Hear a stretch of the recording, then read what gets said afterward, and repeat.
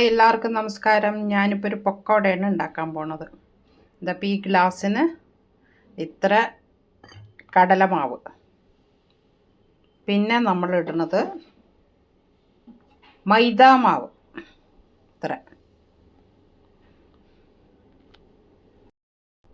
ഇപ്പോൾ കുറച്ച് ഉപ്പ് ഇതിലിട്ടു, ഇതിനാവശ്യമുള്ള ഉപ്പ്. ഇനി നമുക്ക് കുറച്ച് കാശ്മീരി ചില്ലി പൗഡർ, പച്ചമുളക് ഇട്ടിട്ടുണ്ട്, എന്നാലും നമുക്ക്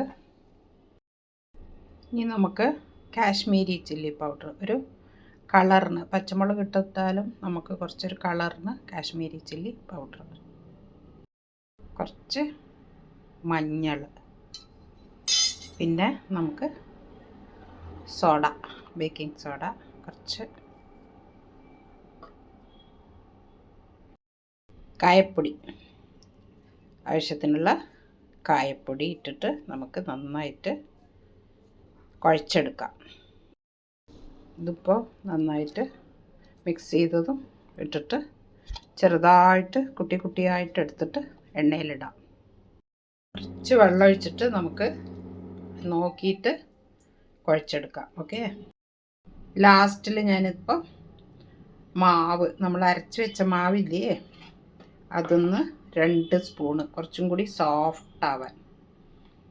ഓക്കെ, എല്ലാം കൂടി മിക്സ് ചെയ്യാം.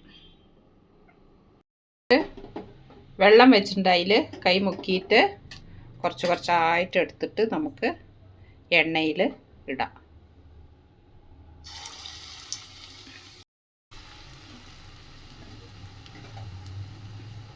നല്ല ടേസ്റ്റാണിത്.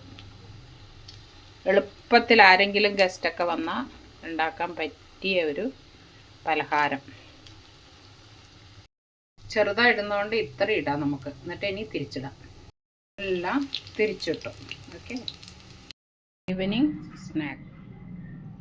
കവട, ടൊമാറ്റോ കെച്ചപ്പ്, കോഫി.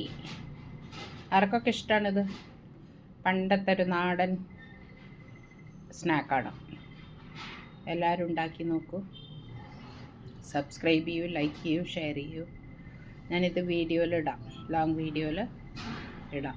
ഓക്കെ.